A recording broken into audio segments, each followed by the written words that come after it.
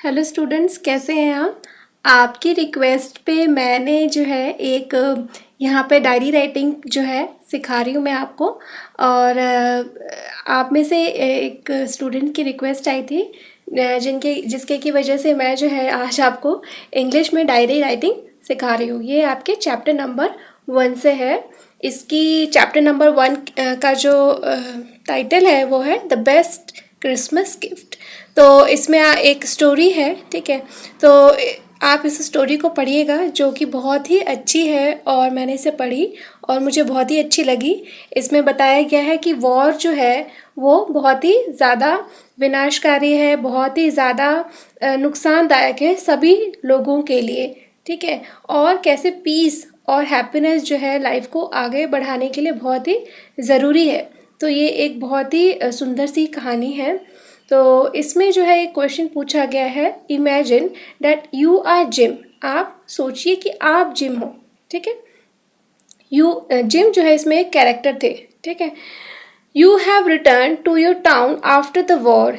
In your diary record how you feel about the changes you see and the events that occur in your town.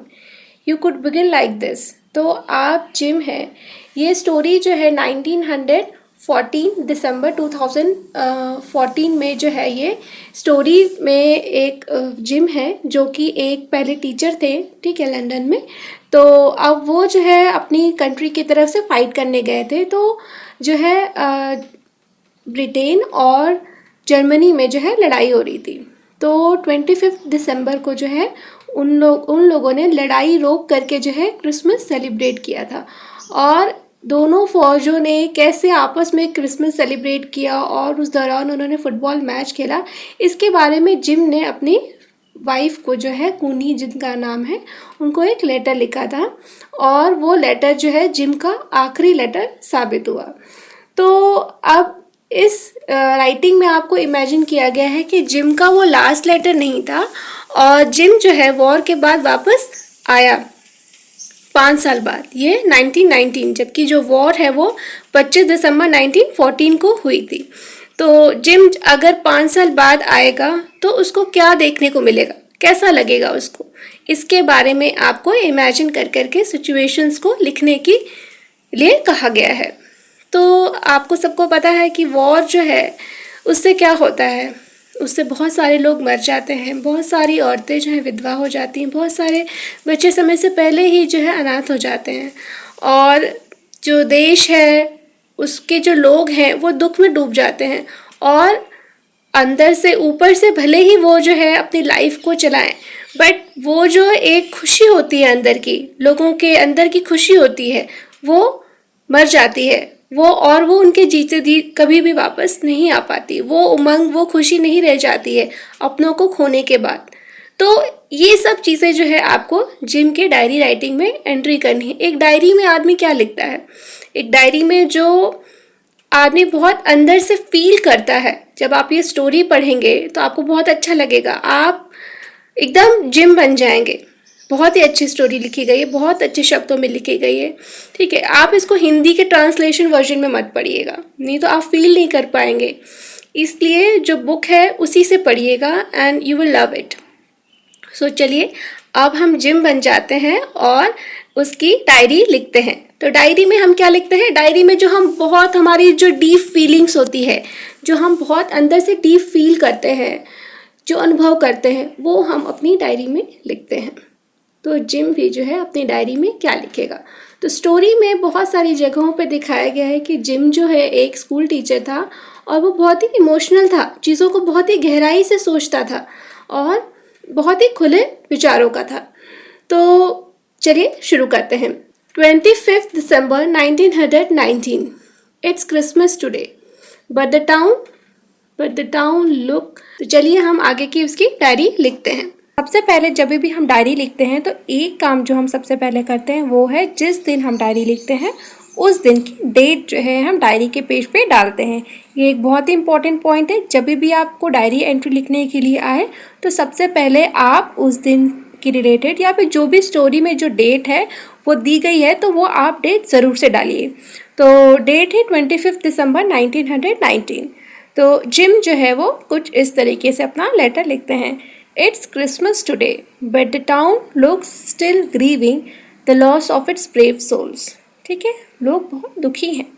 5 years passed by so quickly, but the sorrow in the hearts of the people living are still there.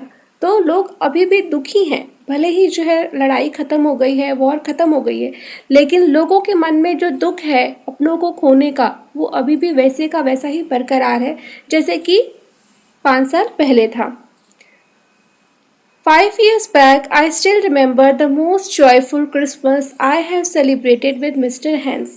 तो during the war जो gym है उन्होंने opposite party यानी जो German सेना थी उनके साथ जो है क्रिसमस के दिन जो है क्रिसमस सेलिब्रेट किया था और एक फुटबॉल मैच खेला था। ठीक है, तो वो उस क्षण को याद करते हैं कि कैसे हम एनिमीज थे लेकिन फिर भी हमने जंग के मैदान में एक दिन के लिए बहुत ही अच्छा क्रिसमस सेलिब्रेट किया था, वो उसको बहुत याद करते हैं। What a wonderful football match it was. I wish the words of Mr. Hans, disputes should be resolved by playing games, may come true one day.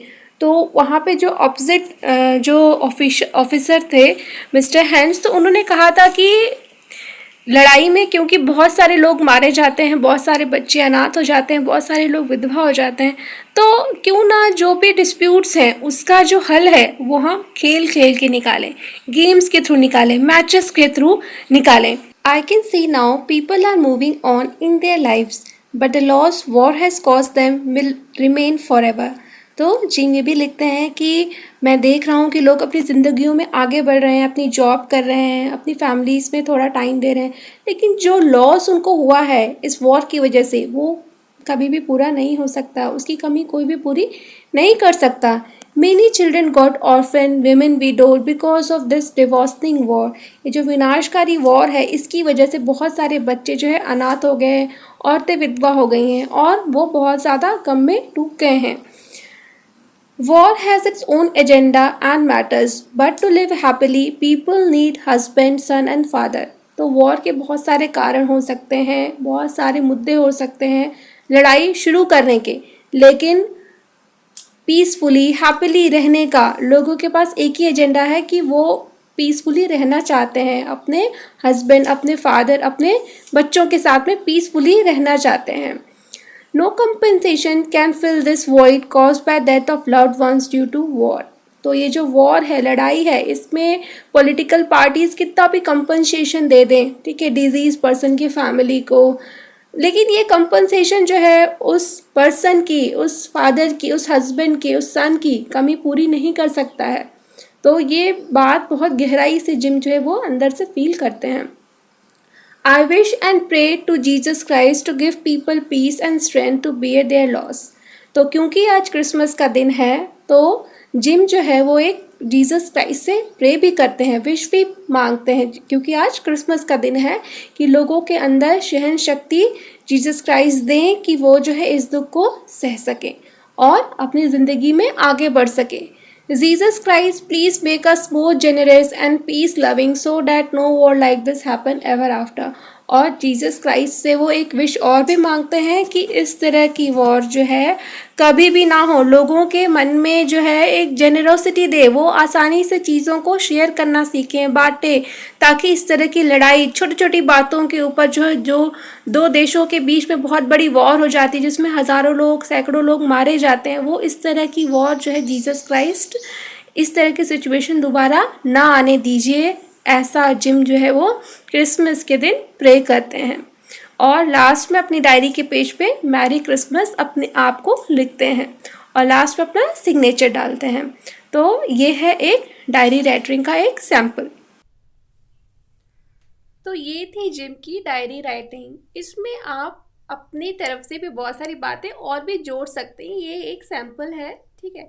और आप अपने आप को जिम इमेजिन करिए और बहुत सारी बातें आप अपने आप से भी लिख सकते हैं। सो होप करती हूँ कि आपको समझ में आया होगा कि डायरी राइटिंग कैसे करते हैं। और दूसरी चीज़ ये है कि डायरी राइटिंग मतलब कि आप बिल्कुल अपने मन की बात लिख रहे हैं, जो कि आप किसी से नहीं कहते हैं, जो आप अंदर से फ़ील करते हैं वो चीज़ आप डायरी राइटिंग में लिखते हैं। तो डायरी राइटिंग बहुत ही ईज़ी है, क्योंकि आप कोई भी चीज़ आप बाउंडेड नहीं है कि आपको यही लिखना है, ठीक है? तो आप स्टोरी पढ़िए, स्टोरी बहुत ही अच्छी है। एंड मैं फिर से रिक्वेस्ट करूँगी कि आप जो है इंग्लिश बुक से ही अपनी स्टोरी पढ़िएगा, क्योंकि you will feel the words.